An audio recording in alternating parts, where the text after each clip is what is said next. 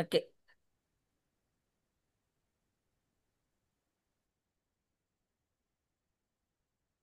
మన ప్రభు అయిన యేసుక్రీస్తు తండ్రి అయిన దేవునికి మొదటగా చిన్న విజ్ఞాపన ప్రార్థన. సర్వశక్తుడా, పరలోకమందున మా తండ్రి, మీ అద్భుతమైన అపారమైన ప్రేమను బట్టి, అంతులేని కృపను బట్టి ప్రభువా, ఈ దినం వరకు నిత్య పాపలమై ఉన్నప్పటికీ మమ్మల్ని మీరు క్షేమంగా కాపాడి ఈ క్షణాన మీ సన్నిధిలో ఈ వేళ కూడుకొనుటకు మీరు ఇచ్చిన ఈ గొప్ప అవకాశాన్ని బట్టి ప్రభు మీ పాదములకు స్తుతి స్తోత్రం చెల్లిస్తున్నాను. మా నాయన, ఈ చిన్న గుంపు కూడుకొని మీ వాక్యం ధ్యానించుకునే ఒక అద్భుతమైన అవకాశం. ఇతరులెందరో వారి వారి సొంత పనుల ఒత్తిడితో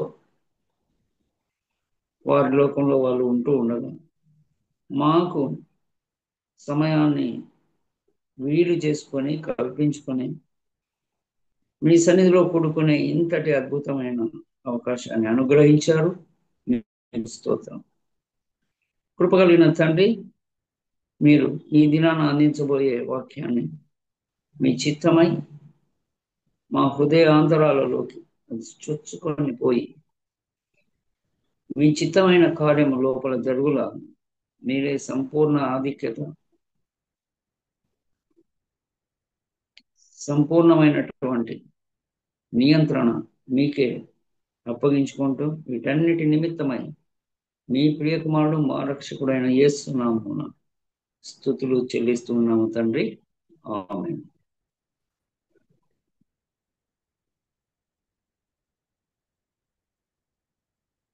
గుడ్ ఈవినింగ్ టు ఎవ్రీవన్. మీకు అందరికీ ప్రభు యేసు నామమున శుభములు. నిజంగా అనిపిస్తా ఉంది, చాలా మంది అంటే అందరూ ఎవరి పనులలో వాళ్ళు ఉంటారు. కానీ ఈ సాయం వేళ ఆదివారం కనుక ఉదయం కూడా క్రైస్తవ ఆరాధనకు ఆలయాలకు వెళ్ళి ఉంటారు. స్త్రీల మైత్రి ఉంటే మధ్యాహ్నం కూడా వెళ్ళి ఉంటారు. అయినప్పటికీ కూడా సాయంత్రం మళ్ళీ మరొకసారి కలుసుకోవడానికి అవకాశం ఉండడం, దానికి హాజరవ్వడం కూడా అత్యంత ముఖ్యమైన విషయం. సద్వినియోగపరచుకోవడమే. ఖచ్చితంగా ఇది ఆత్మీయంగా మనల్ని మనం మెరుగుపరుచుకోవడానికి ఒక అవకాశంగా ఖచ్చితంగా మనం దీన్ని చూడవచ్చు. అయితే వాస్తవంగా దీన్ని మనం వాడుకోగలుగుతున్నామా అంటే, ఈ అవకాశం కలగడం ఒకటైతే, వాడుకోవడం, దాన్ని సద్వినియోగపరచుకోవడం కూడా జరుగుతుందా? ఎవరికి వాళ్ళ ప్రశ్న ఇది. అంటే మనకు మనము ఎవరికి వాళ్ళు ప్రశ్నించుకుంటే తెలుస్తుంది. ఇప్పుడు రక్షణ సర్వలోకానికి సిద్ధంగా ఉంది. ఎంతమంది అందుకోగలగాలని కోరిక కలిగి ఉన్నారు?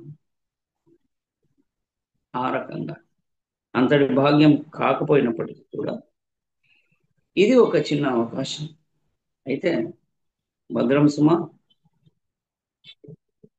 మన వాక్యం యొక్క గొప్పతనము మర్మము ఏంటంటే, ఏ వాక్యంతో ఎవరు ఎప్పుడు పట్టుబడతారో ఎవరికి తెలియదు. ఎవరికి తెలియదు. మహాఘోరమైన హంతకుడు కూడా ఏ క్షణం ఆయన పట్టుబడవచ్చు వాక్యం.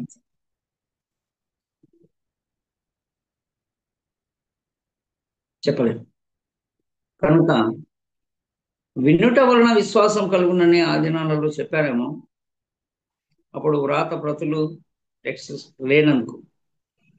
అదొకటే కాక ఇప్పుడు పుస్తకాలు కూడా లభ్యమవుతున్నాయి. కనుక వినడమే కాదు, చదవడం వలన కూడా వాక్యం ద్వారా పట్టుబడుతుంది. వినడం ద్వారా విశేషం.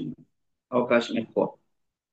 ఎందుకంటే వినడము అంటే వాక్యం వాక్యంగా ఉండగా చెప్పేవారెవరో వారి ఆలోచనలు కలిపి చెప్తూ ఉండగా మన సొంత ఆలోచనలు మనకు ఉంటాయి. సో ఈ రకంగా వినడం అనేది కాస్త ప్రభావం ఎక్కువ కలిగినటువంటిదని మనం అర్థం చేసుకోవచ్చు. అయితే ప్రమాదం కూడా ఇక్కడే ఉంది. చెప్పేవారు వారి సొంత ఆలోచనలు కలిపి చెప్పేటప్పుడు లేదా వాక్యాన్ని వేరుగా అర్థం చేసుకునే అవకాశం ఉందా అంటే ఉంది. కనుక వారు ఏ కోణంలో చూసి దాన్ని అర్థం చేసుకొని అలా బోధిస్తున్నారా అని మళ్ళీ మనమే ప్రశ్నించుకోవాలి. కారణం గమ్యం మనం, ఆ గమ్యం చేరాల్సింది మనం. మనము సరి అయిన దిశలో నడిపింపబడితేనే గమ్యాన్ని చేరుకుంటాం. లేకపోతే ఇశ్రాయేలీలు 11 రోజుల ప్రయాణాన్ని 40 సంవత్సరాలు తిరిగినట్టు తిరుగుతూనే ఉంటారు. జాగ్రత్త సుమ. కనుక వినడమే ఒక పెద్ద అవకాశం అయితే దానిని గ్రహించే జ్ఞానం మనకుందా అన్న ప్రశ్న కొంతమందికి ఉండొచ్చు. డెఫినెట్గా మిమ్మల్ని మీరు శంకించుకోవద్దు. మీకు జ్ఞానం ఇచ్చేది మీ ప్రభువు, మన సొంత జ్ఞానం కాదు. ఒక్కసారి ఒక్కసారి కోరికతో కోరికతో ఎన్నో విషయాలలో మనకు బలమైన కోరిక చాలా బలంగా ఉంటుంది. అట్లాంటి కోరిక బైబిల్ పట్ల, చదివిన వాక్యం పట్ల ఒక్కసారి పెట్టుకొని చూడండి. మీకు ఆ సమాచారం అడిషనల్ గా అదనంగా అందిందో లేదో మీకే తెలుస్తుంది. కారణం నేను ఘంటాపదంగా చెప్పడానికి వచ్చిన కారణం ఆ, ఇదేం కాదు, సాక్ష్యం లాంటిది ఇదేం కాదు. చిన్నప్పుడు కొన్ని పాటలలో నీ వాక్యము తేనె కంటే మధురమైందని, జుంటి తేనీయుల ధారల కంటే తీయనైందని, ఇట్లాంటి పదాలు విన్నప్పుడు ఇట్ వాస్ రియల్లీ పజిలింగ్. ఎలా అట్లా ఉంటుందా, ఏంటబ్బా. ఆ, ఒకవేళ కవి లేదా ఆ పాట రచయిత అలా రాశాడేమో అన్న భావన కొంతవరకు ఉండింది నాకు. అది కొంతవరకు కాదు, కొన్ని సంవత్సరాల పాటు ఉండింది. అనుభవించే వరకు తెలియదు. అనుభవిస్తే కవే తక్కువ రాసినాడేమో అనిపించేటంత తీయగా ఉంటుంది. వదలాలని కూడా అనిపించదు. అంత అద్భుతమైనటువంటి కోరిక పెరుగుతూ ఉంటుంది. కనుక నాకు అర్థమవుతుందా అన్న ప్రశ్న, సొంతంగా ప్రయత్నము చేయడము, కోరిక లేకుండా ప్రయత్నం చేయడం అంటే ప్రభువు అంటే దాని మీద చాలా కోరిక ఉండాలి. ఇది వర్ణించాల్సిన పెద్ద అవసరం అయితే లేదు. ఎందుకంటే మనకు తెలుసు మన కోరికలు వేటి అంటే వేటి పట్ల మనకు ఎక్కువ ఉంది తక్కువ ఉంది అన్న విషయం మనకు తెలుసు. అట్లే వాక్యం పట్ల కూడా మనకు ఎంత మాత్రం కోరిక ఉందనేది మనల్ని మనం అసెస్ చేసుకోవాలి. లేదా చిన్న చిట్కా లాంటిది. చిట్కా అంటే వాక్యంలో చిట్కాలు పనిచేయవు, కానీ మనం అటువైపు వెళ్ళడానికి చేయాల్సిన చిట్కా. బలవంతంగానైనా కూర్చోవాలి, చదవాలి. అదేంటది, మాకు రోజు ఉదయం చదివే అలవాటు ఉంది అని అనుకుంటాం, చేస్తూ ఉంటాం కూడా, అది వాస్తవం కూడా. అధ్యాయాలు పందెం పెట్టి చదువుకున్నట్టు చదువుకుంటుంటారు కొంతమంది. నేను అయిపోయి బైబిల్. తర్వాత ఉదయాన్నే ఒక అధ్యాయం చదివేయడం, ఇదొక అలవాటు. ఎంతో కొంత చదివేయడం, అదొక అలవాటు. చదువుతూ కూడా ఆ, ఇతర అంశాల గురించి మాట్లాడడం, ఇదొక అలవాటు. అంటే కాఫీ ఉందా అయిందా అని ఉదయం పూట అడగడం, ఇక్కడ బైబిల్ చదువుకుంటూ కానీ, లేకపోతే ఎవరో వస్తే ఆ ఎవరో వచ్చినారు చూడండి అని అనడం. ఏకాగ్రత లేదు అన్న విషయానికి చెప్తున్నది. అంటే మనం ఏ రకంగా బైబిల్ చదువుతున్నాం అనేది ఇది ఖచ్చితంగా ఒక అంశం. కనుక అలా కాక ఇంకా చిత్రం ఏం తెలుస్తుంటారు. ఓ మాట చెప్పంటారా, ఆ, చిన్న పారాగ్రాఫే చదువుతారు, బైబిల్ చదివేసేసి మోసేసి ఆడబెట్టేసి ఉమ్, ఏమంటారు, ఆ గూట్లో పెట్టేసి లైబ్రరీ దీంట్లో స్టాండ్లో పెట్టేసి వెళ్ళిపోతారు. ఒక్క నిమిషం నిలబెట్టి ఏం చదివారు ఈరోజు అని అడిగి చూడండి, 10లో 6 మంది జవాబు చెప్పలేకపోవచ్చు. అంటే ఏం చదివారో గుర్తుండదు. కాన్సెప్ట్ చెప్పండి, కంటెంట్ చెప్పండి, కొంతమంది చెప్పవచ్చు. మిస్ అయిన 6 మందిలో ఓ ముగ్గురు కంటెంట్ చెప్పవచ్చు. ఆ గ్రంథం పేరు, అధ్యాయము, వచనం ఏమైనా గుర్తుందా? కాబట్టి ఇలా కాక స్వచ్ఛంగా, ఇష్టంగా, ఇతరమైన ఎన్నో అంశాల పట్ల అలాంటి ఇష్టాన్ని చూపుతాం. అటువంటి ఇష్టాన్ని చదివే ఒక్క వర్స్ చాలండి. ఒకే వర్స్ చాలు.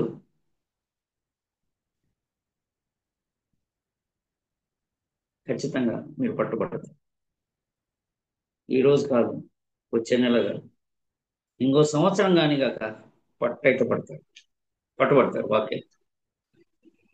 ఆ దినం ఆ రుచి మీకు ఖచ్చితంగా తెలుస్తుంది. I hope it. ఖచ్చితంగా ఈరోజు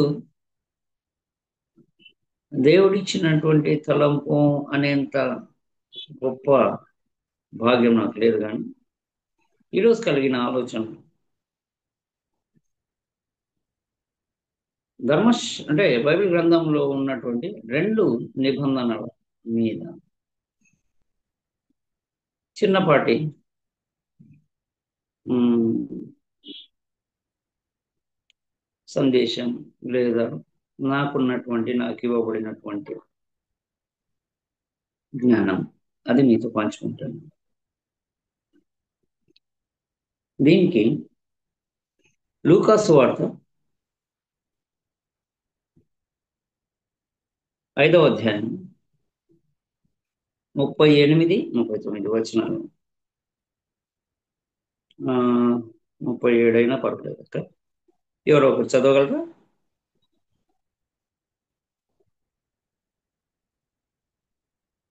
హలో ఎవడునో పాత తిత్తులలో కొత్త ద్రాక్షరసము పోయెడు. పోసిన అక్క, ఎడల దాని ముందు వచ్చిన కూడా చదవండి అక్క, కావాలండి. ఆయన వారితో ఒక ఉపమానము చెప్పాను. ఎట్లనగా, ఎవడునూ పాత బట్టకు కొత్త గుడ్డ మాసిక వేయడు. వేసిన ఎడల కొత్తది దానిని చింపివేయును. అదియును కాక, కొత్త దానిలో నుండి తీసిన ముక్క పాత దానితో కలియదు.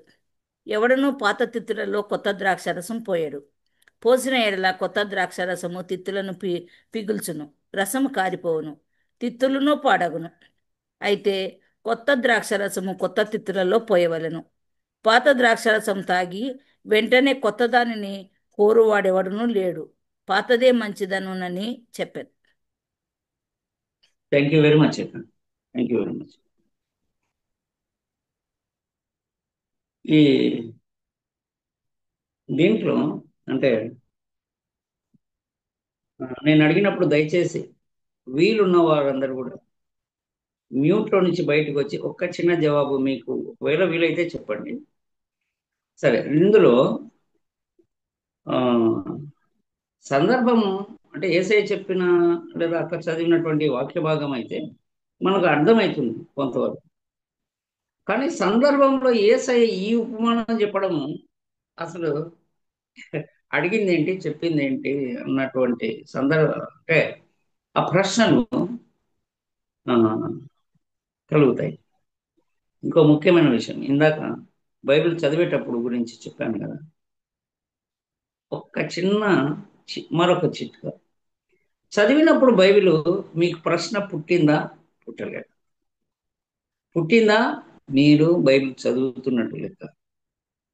పుట్టలేదా, బైబిల్ అర్థవంతంగా చదవలేదని. భయపడొద్దు, సందేహం కలగడం తప్పు కాదు.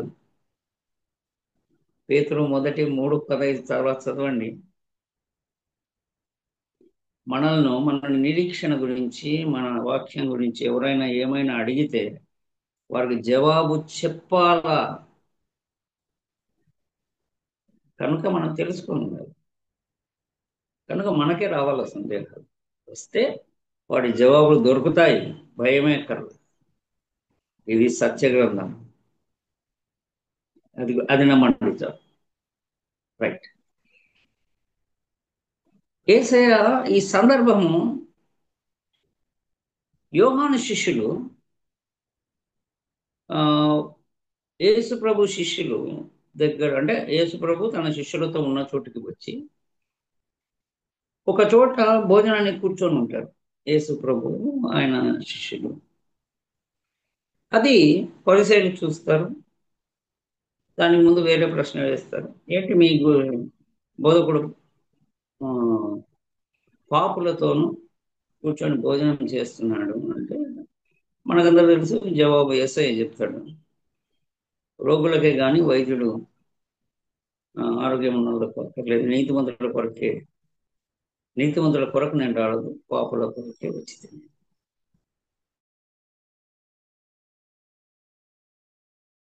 యోహాను శిష్యులు, ఇక్కడ ఒక చిత్రం ఉంది. యోహాను శిష్యులు, మన ఆలోచన వరకు, మనకున్న అవగాహన వరకు పరిసయ్యులు, శాస్త్రులు వీళ్ళందరూ వేరైనప్పటికీ యోహాను శిష్యులు ఆ, ఎవరి వైపు అని లేదా ఎవరు సంబంధితమని మనం అనుకుంటాం మామూలుగా? యేసయ్య వైపు అనుకుంటాం. అంటే సాధారణమైన జ్ఞానమే. చిత్రంగా వాళ్ళు వచ్చి అడిగేది ఏంటంటే, మేమును, అంటే యోహాను శిష్యులమైన మేమును, పరిసయ్యులను లేదా పరిసయ్యుల శిష్యులను ఉపవాసం ఉందుము కానీ నీ శిష్యులు ఉండడం లేదే అని అడుగుతారు. అంటే యోహాను శిష్యులు పరిసయ్యుల శిష్యులతో జత కలిసిపోతున్నారా, పోయారా?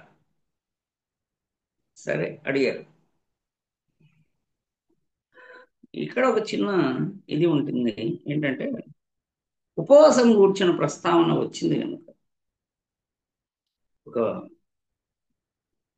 గొప్ప సత్యం ఏంటంటే, ఉపవాసం కూర్చిన నిర్దిష్టమైనటువంటి ఏ నియమము పాత నిబంధనలో లేదు. ఒకవేళ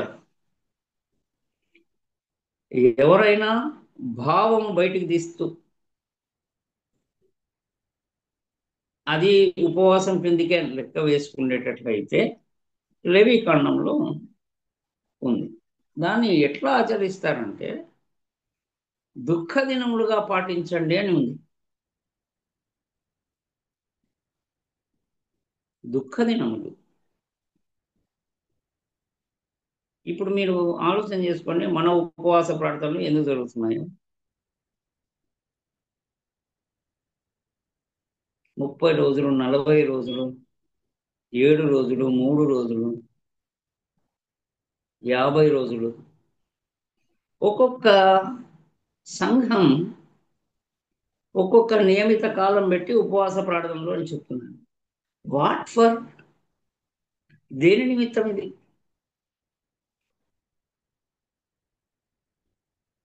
గమనించండి, ఇందులో దుఃఖ దినాలుగా వాళ్ళు పాటించడం కొరకైతే కాదు. ఇది టర్న్ అయింది.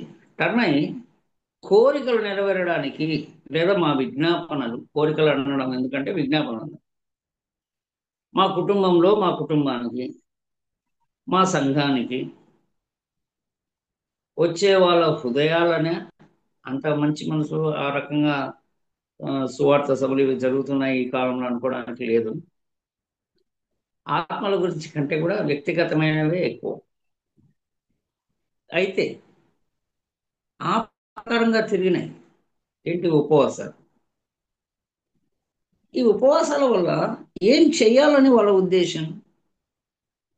పోనీ ఇక్కడ ఉన్నటువంటి కూడుకున్న వాళ్ళల్లో కూడా ఉపవాసాలు ఉండేవాళ్ళు ఎప్పుడన్నా మిమ్మల్ని మీరు ప్రశ్నించుకోండి, ఎందుకు ఉపవాసం ఉంటున్నాను?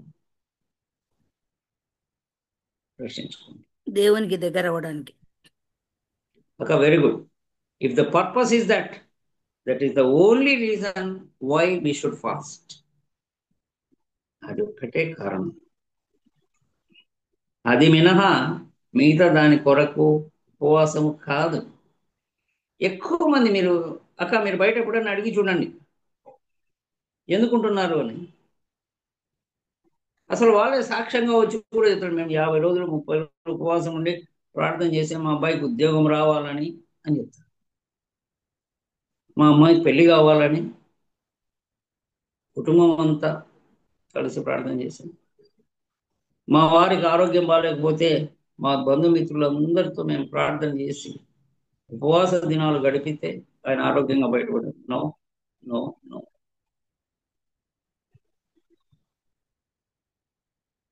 కాదు. సరే, ఆ ఉపవాసాలు వీటిని ఏమంటారంటే నోటి ద్వారా చెప్పబడినటువంటి ఆచార వ్యవహారాలు. Just a minute.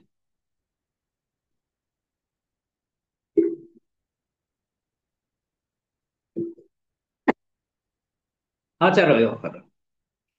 వీటిని పరిసయ్యులతో పాటు యోహాను శిష్యులు, అంటే వీరందరూ యూదులే కదా, కనుక యూదులు కనుక వాళ్ళు తీసుకున్నారు. మంచిదే.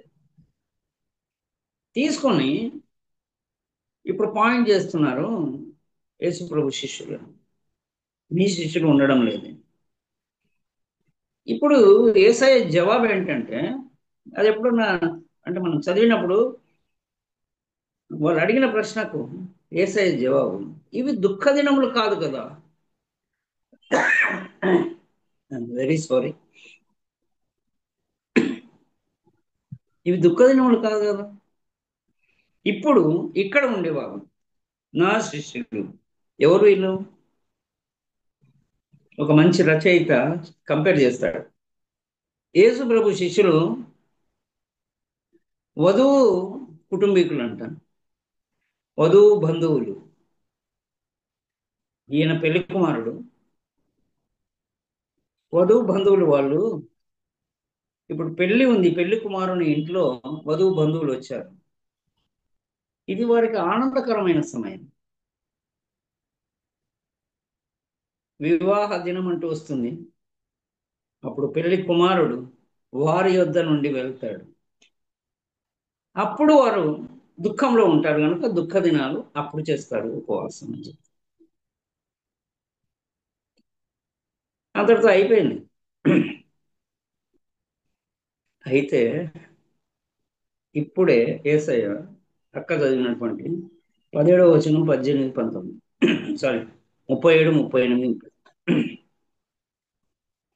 ఏమైతుంది అంటే, ఎవడును పాత బట్టకు కొత్త గుడ్డ మాసిక వేయడు. దయచేసి అన్మ్యూట్ చేస్తారా? ఏమేమి మాసిక మీనింగ్ ఎవరు చెప్తారు? అంటే దస్త్ర అంటారు కదా. జాయింట్ చేయడం, ప్యాచ్, దస్త దస్త్ర అతుకు అతుకు వేయడం, అతుకు అతుకు అతుకు ప్యాచ్. అస్తర అస్తర అస్తర. Very good, very good. అక్క ప్యాచ్ కూడా కరెక్ట్, అన్ని కరెక్ట్. మాసిక వేయడం అనేది మనకు చాలా కొంచెం దూరమైన పదం.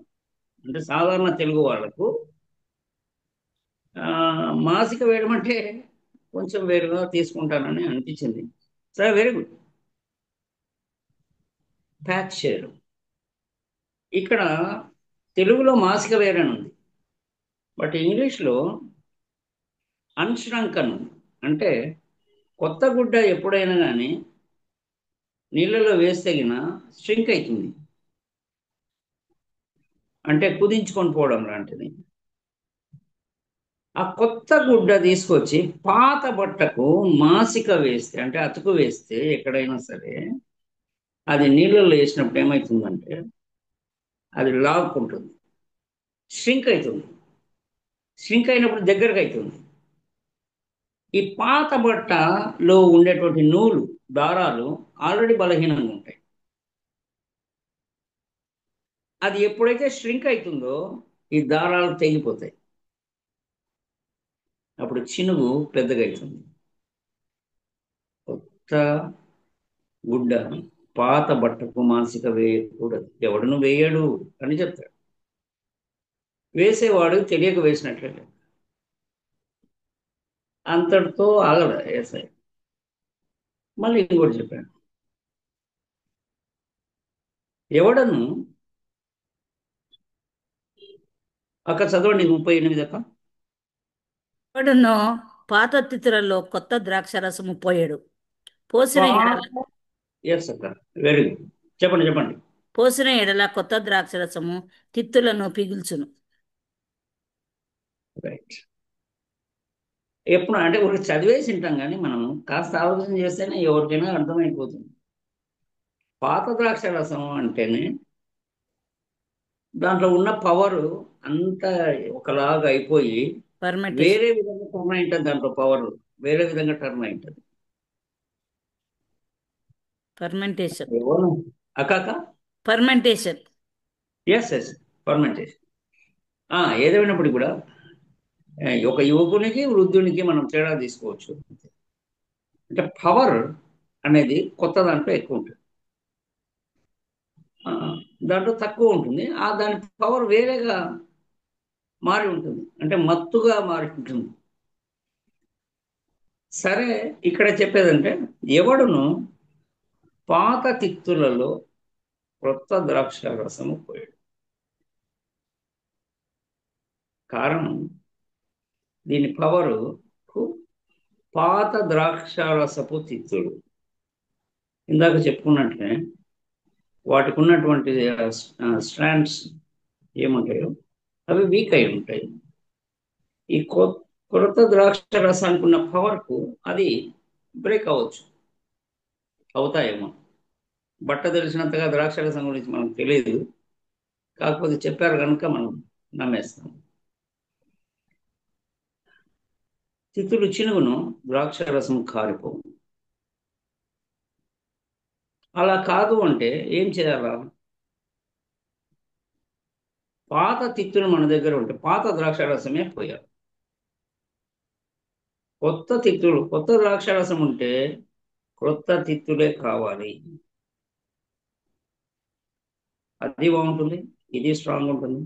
పోసిన ద్రాక్ష రసము మనతోనే ఉంటుంది, తిత్తులు కూడా భద్రంగానే ఉంటాయి. ఇది ఉంటుంది. ఇక చివరిది 39 చదవడక. పాత ద్రాక్ష రసము త్రాగి వెంటనే కొత్త దానిని కోరువాడెవడను లేడు. పాతదే మంచిదనని చెప్పాను. Very good, thank you. పాత ద్రాక్ష రసం తాగి వెంటనే కొత్తది అడిగేవాడు ఎవడనూ లేడు. ఏమంటున్నా? ఇందాక చెప్పాను కదా, అది గడిచే కొద్దీ మరి విశేషంగా ద్రాక్షారసం అని కోట్ చేశారు కనుక ఖచ్చితంగా ద్రాక్షారసం గురించి మాట్లాడాలి. అని మత్తుకు తిరుగుతుంది. ఆ మత్తులో ఉన్నప్పుడు కొత్త ద్రాక్షారసం అక్కడ అయితే పాతదే బాగుంది అంటారు. సరే, చివరిన ట్యాగ్ లైన్ అవుతుంది మనకు కూడా, అది చూద్దాం. ఇది యేసయ్య యొక్క ఉద్దేశం ఏమై ఉండవచ్చు? ఏంటది? కొత్త ద్రాక్షారసం, పాత ద్రాక్షారసం.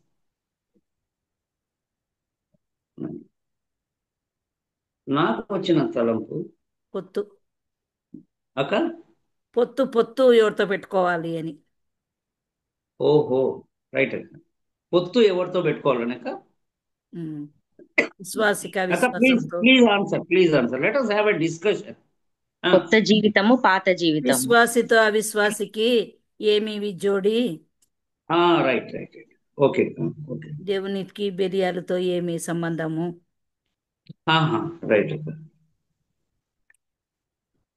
Okay. Thank you very much for your opinion. For sharing that. It's very right. But ఆ టాపిక్స్ అనేవి వచ్చినప్పుడు విశ్వాసులు అవిశ్వాసుల దగ్గరికి మనం వచ్చినప్పుడు ఖచ్చితంగా మీరు చెప్పేది మ్యాచ్ అవుతుంది. ఇప్పుడు అక్కడ లేము. శిష్యులు తీసుకొచ్చిన టాపిక్, యోహాను శిష్యులు తీసుకొచ్చిన టాపిక్ ఉపవాసం. ఏ సందర్భంగా, ఎప్పుడు? యేసయ్య చెప్పింది ఏ సందర్భంగా, ఎప్పటి గురించి చెప్పారు? ఎప్పుడు ఉపవాసం చేసేవారు అప్పట్లో యూదులు?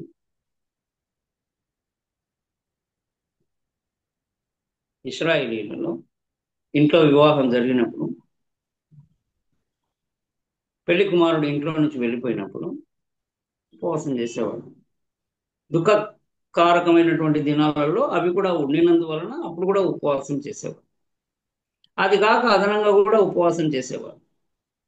ఏదైనప్పటికీ కూడా పాత నిబంధనలో రాయబడిన దాని ప్రకారం అయితే ఒక్క ఎస్తేర్ ఎపిసోడ్ తప్ప, ఆమె ఏ కారణంతో చెప్పిందో ఇంకా డీప్ స్టడీ చేస్తే కానీ అర్థం కాదు. మిగతా వాళ్ళందరూ కూడా దుఃఖ దినములో వ్యక్తపరచడానికి, వారి జీవితంలో వారి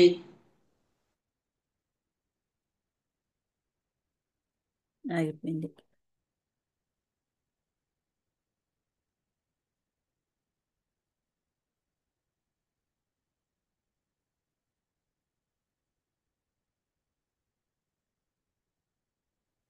ఏదైనా చదువుతాం. యేసయ్య ఇది చెప్పాడు అని నాకు వచ్చినంత. వాస్తవంగా యేసయ్య ఇంకా ఉండగానే క్రొత్త నిబంధన అన్నది అవకాశమే లేదు. అయితే యేసయ్య సిలువ మ్రాన్ మీదకి ఎక్కక మునుపే చివరి రాత్రి భోజనం దగ్గర ఇది మీ కొరకు చిందింపబడు, ఇది నా క్రొత్త నిబంధన కొరకు చిందింపబడుతున్నారు పదం అయితే పలికాడు. ఈ విషయం ఇద్దరు ప్రవక్తల గ్రంథాలలో ఉంది. ఇర్మియా 31:31. Can anybody read other than జ్యోతెక్క? ఎవరో ఒకరు జ్యోతెక్క కాకుండా చదవగలరా? ఎన్నో అధ్యాయం అండి? ఇదిగో నేను ఇశ్రాయేలు వారితోనూ యూదా వారితోనూ కొత్త నిబంధన చేయి దినములు వచ్చుచున్నవి, ఇదే యెహోవా వాక్కు. కంటిన్యూ చేయండి అక్క, 2 వచనాలు. అది ఐగుప్తులో నుండి వారిని రప్పించుటకై నేను వారిని చెయ్యి పట్టుకొనిన దినమున వారి పితరులతో నేను చేసిన నిబంధన వంటిది కాదు. నేను వారి పెనిమిటినైనను వారు ఆ నిబంధనను భంగం చేసుకొనిది, ఇదే యెహోవా వాక్కు. సో ఇర్మియాలో చెప్పారు, ఎహెచ్కేల్లో కూడా చెప్పారు 26:36. అది కూడా నిబంధన. అక్కడ కూడా ఇది అక్క ఇందాక చదివినట్టు, అంటే చదివింది ఎవరక్క? జ్యోతిక మీరు కాదు కదా? నేనేమ్మా. 26:36 లేదే, 21 ఉంది లాస్ట్. 36:26. 36:26. Okay okay. ఎవరన్నా వేరే వాళ్ళు ఎవరు బైబిల్ లేదా, లేకుంటే నూతన హృదయము మీకు ఇచ్చేదను, అక్క నూతన స్వభావము మీకు కలగజేసేదను, రాతి గుండె మీలో నుండి తీసివేసి మాంసపు గుండెను మీకు ఇచ్చేదను. నా ఆత్మను మీ యందు ఉంచి నా కట్టడలను అనుసరించి వారిగాను నా విధులను గైకొని వారుగాను మిమ్మల్ని చేసేదను. నేను మీ పితరులకు ఇచ్చిన దేశంలో మీరు నివసించెదరు, మీరు నా జనులై యుందురు, నేను మీ దేవుడనై యుందును. ఇదేంటి మనకు ఇది కొత్తగా చెప్పినాడా ఆయన కదా? ఇక్కడ అనిపించలేదక్క? అప్పటికి ఎన్ని తరాలు గడిచిపోయిన తర్వాత కూడా మళ్ళీ ఈ మాట చెప్తున్నాడు దేవుడు. ఇర్మియాలో అప్పుడు నేను ఐగుప్తు నుండి వాడు చేయబట్టుకొని నేను నడిపించినటువంటి నిబంధన వంటి నిబంధన కాదు ఇది వేరే నిబంధన.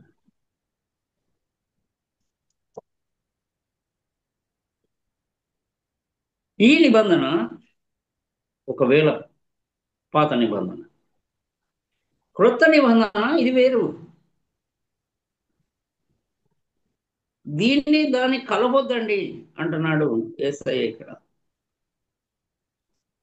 పాత గుడ్డకు కొత్త గుడ్డ మాసిక వేయకూడదు, చినిగిపోతుంది పాతది. పాత దానిలో కొత్త ద్రాక్ష రసం పోయొద్దు, కూడదు.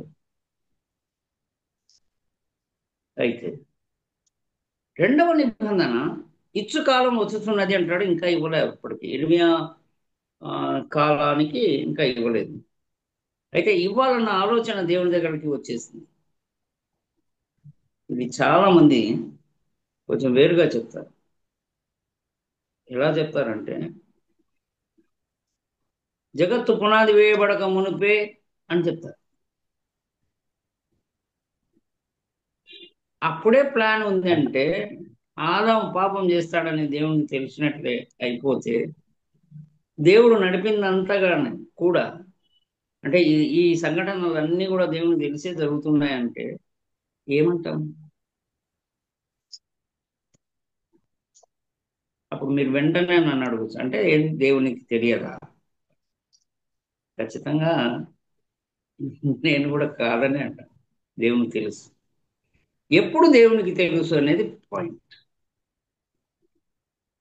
మనిషికి దేవుడు ఫ్రీ విల్ ఇచ్చినాడు, అంటే స్వేచ్ఛగా నిర్ణయం తీసుకునే అవకాశము, ఒక వరం ఇచ్చాడు.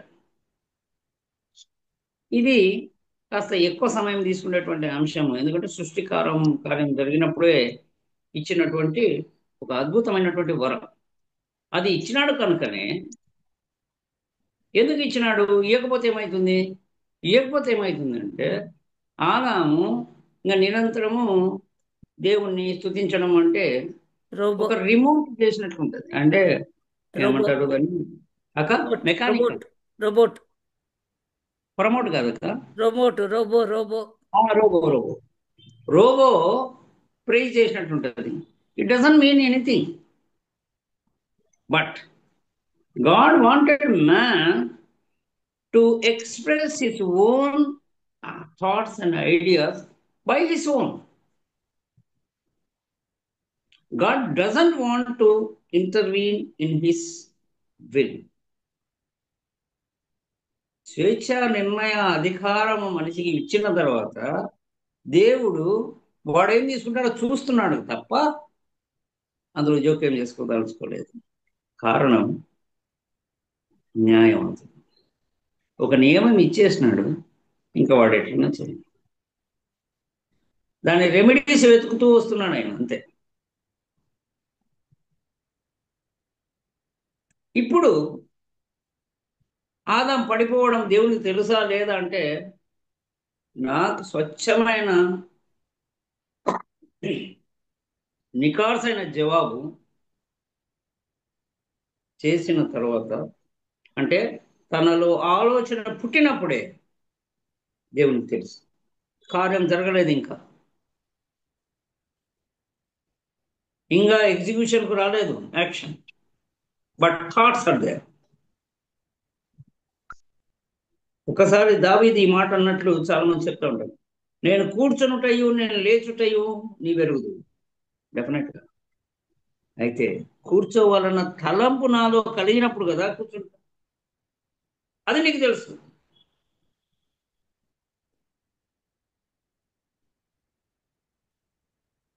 ఎక్కడ పొరపాటు లేదు. కాబట్టి దేవునికి తెలుసు. మనిషిలో ఆలోచన పుట్టిన తర్వాత ఎగ్జిక్యూషన్కు ముందే, ఆ కార్యం జరగక మునిపే దేవునికి తెలుసు. కానీ ఆపడు. ఆపితే మనిషికి ఇచ్చిన స్వేచ్ఛ నిర్ణయంలో అర్థమే లేదు. మనిషికి ఇచ్చిన స్వేచ్ఛ నిర్ణయాన్ని అదుపు చేస్తే కూడా ఇచ్చి ప్రయత్నం, కనుక అలా జరిగింది. సరే, పౌలు ఈ పాత నిబంధన మీద ఏం చెప్తున్నాడో ఒక్కసారి, అంటే ఇప్పుడు యేసయ్య చెప్పినటువంటి ఈ పాత ద్రాక్షరసం, కొత్త ద్రాక్షరసం గురించి పౌలు కాస్త వివరంగా చెప్తాడు. ఆ, 2వ కొరింథీ పత్రిక 3వ అధ్యాయము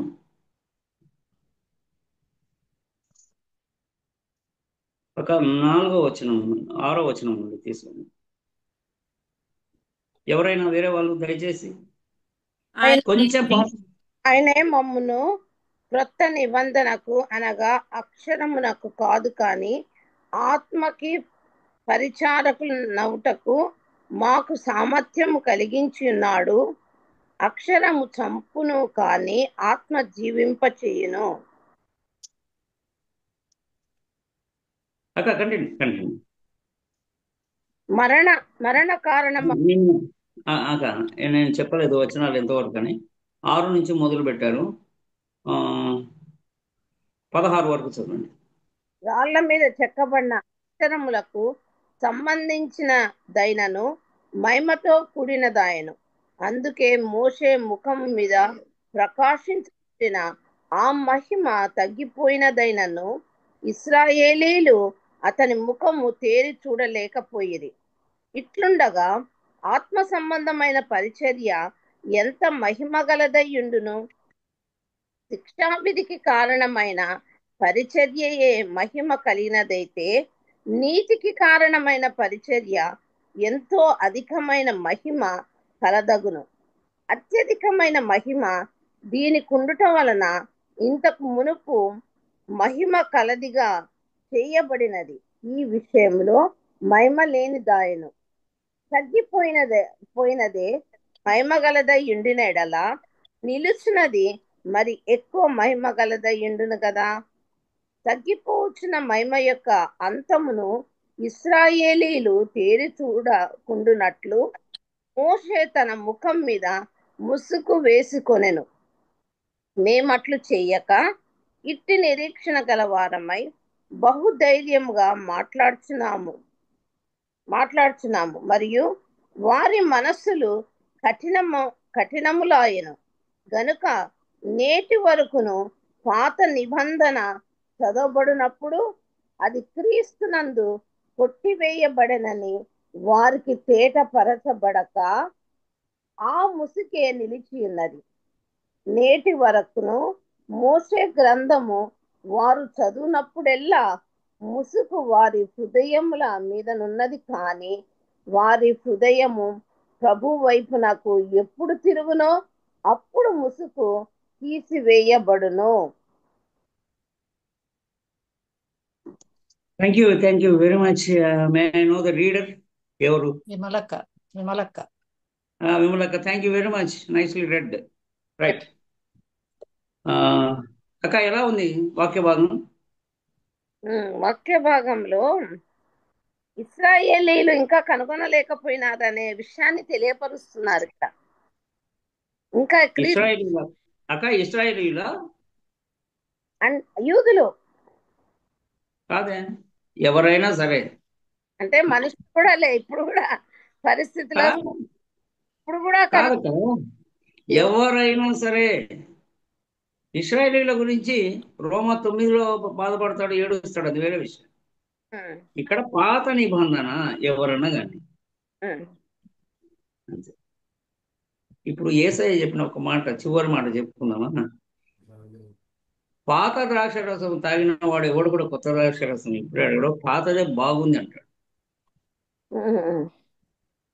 ఇంకో మాట చెప్తాక, ఎన్ని సంవత్సరాలు ఇప్పుడు మనమందరం దాదాపు 50 పైన, 65, 66, 70 వరకు ఉన్నాం కదా. ఉన్నారు చాలా మంది కూడా.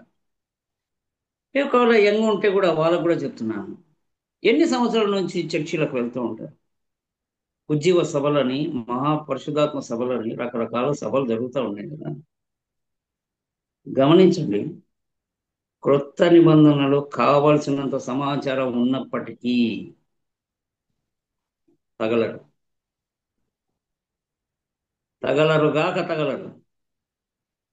ఒక వచనం అంటూ మొదలుపెట్టి బర్రమని వెళ్ళి పాత నిబంధనలో పడతారు. ఎబ్బేజు ప్రార్థన, రకరకాల ప్రార్థనలు. ప్రార్థనలో రకాలు ఏమున్నాయి? ఏదైనా దేవుడితో సంభాషించేది. ఆ ప్రార్థన తీసుకొని ఇప్పుడేం చేస్తాం? దావీదు ప్రార్థన, ఎబ్బేజు ప్రార్థన, హన్నా ప్రార్థన, ఏంటి ఇవన్నీ? ఎవరి కొరకు ఇవి? ఇశ్రాయేలు కొరకు. ఏ ఇశ్రాయేలీయులు, యూదులు ఈ నిమిషానికి కూడా యేసు మెస్సయ కాదు అంటున్నారో వారి కొరకు.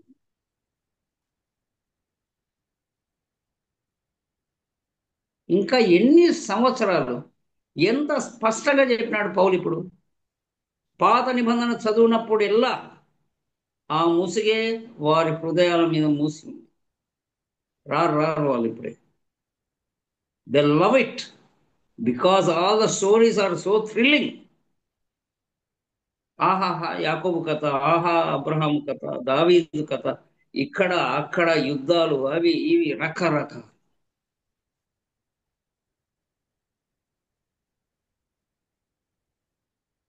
రారా ఇంకా కృత నిబంధనకు ఈ రోజు కాలం ఏదక్క? ఏసే చనిపోయింది ఎవరి కోసం అక్క? ఒక నిజం చెప్పనా?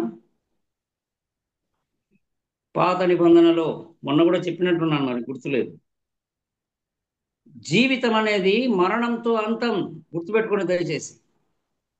కనుకనే పాత నిబంధనలోని రూల్స్ అన్ని కూడా, ఆజ్ఞలన్నిటికీ కూడా అసలు ఇచ్చింది ఆజ్ఞలు ఎందుకు? ఆదాము చేసిన పాపం వెంట వచ్చింది. ఇప్పుడు మీరు ఆ పాపాలు లాంటివి చేయొద్దు అని రూల్స్ రెగ్యులేషన్స్ పెట్టారు. మీరితే ఏంటి పనిష్మెంట్? ఏంటి? డెత్.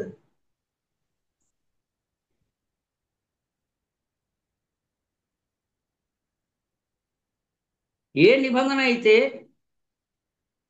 దానిని తీర్చలేకపోయినో, అది నెరవేర్చలేకపోయినో, దానిని ప్రభువు నెరవేర్చను, యేసయ్య నెరవేర్చను.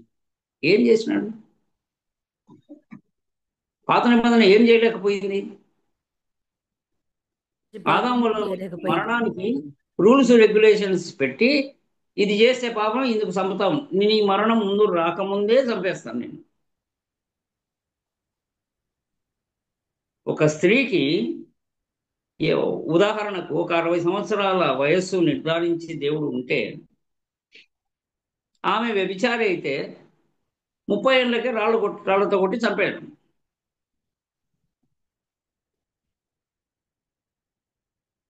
అర్థమైంది? ఆ మరణం రాకమునిపే ముందుగానే చంపేయడం, ఆదాం వలన వచ్చిన మరణాన్ని. ఇది పాత నిబంధన.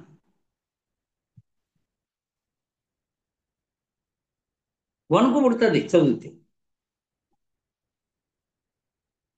అక్కడి నుంచి కాదు కాదు కాదు, క్రొత్త నిబంధన జీవం ఇస్తుంది.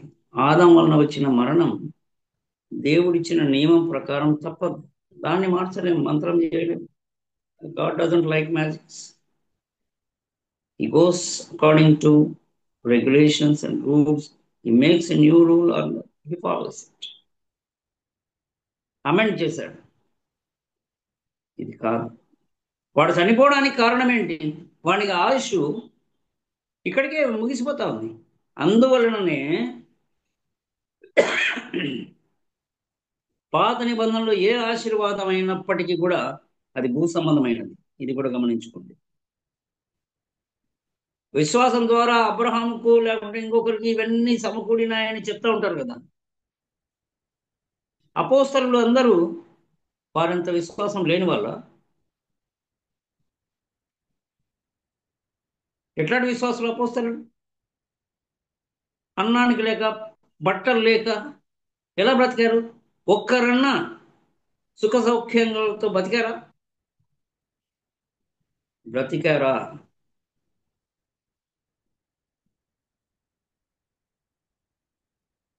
ఎందుకు బ్రతకలా? క్రీస్తును నమ్మితే శ్రమలు. పేతురు తన పత్రికలో రాస్తాడు, పౌలు కూడా రాస్తాడు. ఇవి ఉంటాయని తెలిసే వచ్చారు. ఇంకా దయచేసి, సమయం చాలా ఎక్కువైంది. మరొక్క మారు మీరు ఎప్పుడన్నా అవకాశం ఇస్తే 10 minutes కొనసాగిద్దాం. ఉందిలే ఒక 10 minutes. అక్క ఎందుకు ఊరికే ఇబ్బంది పెట్టడం అందరినీ కదా. సర్లే చెప్పులేమ్మా. వి విల్ క్లోజ్ రేఖ.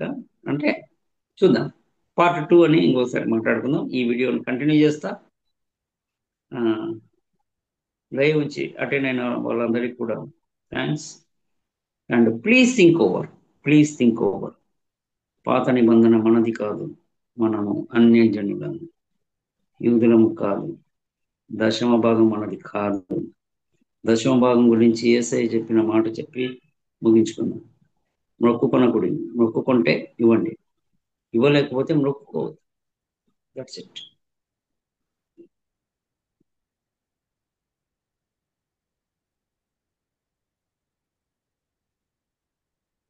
ఆలోచన చేయండి అక్క. who are all present here, please think over regarding the scriptures and బయట చెప్పే బోధలు అలైన్ అవుతున్నాయా, కలిసిపోతున్నాయా, సింక్ అవుతున్నాయా? అవ్వడం లేదు. విశ్వాసంతో ప్రార్థన చేయండి అని చెప్తున్న బోధకులు కానుకలు పంపించమని మనల్ని అడుగుతారు ఎందుకు? విశ్వాసంతో దేవుణ్ణి కదా అడగాల. Why do they ask us? Crorepati అయిన ఒక బోధకుడు ఇప్పటికి కూడా ఎపిసోడ్ స్పాన్సర్ చేయమంటాడు. ఆ కరోర్పతి అయిన ప్రీచర్ ఇప్పుడు అనుకుంటే గిన మన దేశంలో ఎక్కడెక్కడైతే అంటే కాళ్ళ మీద నడుస్తూ సువార్త, సైకిల్ దొక్కుతూ సువార్త చేస్తున్న వాళ్ళందరినీ పోషించవచ్చు. కానీ ఇంకా ఎపిసోడ్కు డబ్బులు అడుగుతుంది. ఏంటిది? ఓపెన్ కాల్ యొక్క శక్తి మీకు తెలుసా? ఓపెన్ కాల్, ఒక్కసారి ఓపెన్ కాల్ ఇబ్బందులలో ఉన్నాము, మాకు కొంచెం డబ్బులు పంపించండి అని ₹1 పంపించమని అడగండి, ₹1,00,00,000 వస్తుంది. ఓపెన్ కాల్ యొక్క ప్రభావం అంతా ఒక్క ఎపిసోడ్ లేకపోతే ఆ ప్రీచర్ కానీ, ఈ ప్రీచర్స్ అందరికీ ఎక్కడి నుంచి వస్తుంది? ఇంత భయంకరమైన నిజం ఏంటంటే కడుపు మార్చుకొని కూలింగ్ పోయి వచ్చి పంపించిన డబ్బుతో వాళ్ళ విలాసాలు చెప్పనలుగు కాదు. ఏదేమైనప్పటికీ దేవుడు కొంతవరకు వాక్యం దగ్గరికి మన ఆలోచనలను తెచ్చాడు అని నేను అనుకుంటున్నాను. దయ ఉంచి వాక్యాన్ని అర్థం చేసుకోండి. ఇప్పుడు మనం ఉన్న కాలం అర్థం చేసుకోండి. మనం ఎవరో తెలుసుకోండి. మనం యూదులం కాదు, అన్యజనులు. అన్యజనులకు సున్నతి లేదు, ఏ నియమం లేదు, విశ్వాసం మాత్రమే. క్రియలు లేని విశ్వాసం మృతం అని చెప్పిన అంశం మీద దేవుడు కృపనిస్తే మరొకసారి మాట్లాడు. ఒక్క వాక్యం మాత్రమే ఉంది అలా. విశ్వాసం మాత్రమే కావాలని చాలా చోట్ల ఉంది. అదే క్రైస్తవ్యం ప్రత్యేకత, అదే మనల్ని నిలబెడుతుంది. ప్రార్థన చేసుకుందాం. మా కృప కలిగిన మా గొప్ప దేవ పరలోకపు తండ్రి, మీ అద్భుతమైన కరుణ చేత మీరు అందించినటువంటి తలంపులను బట్టి, వాక్య భాగాన్ని బట్టి, విన్న సోదరులు సోదరునిమణులను బట్టి ప్రభువా, మీరిచ్చిన గొప్ప అవకాశంలో ఎన్నో సంగతులు ఉన్నాయి మేము నేర్చుకోవడానికి, తెలుసుకోవడానికి.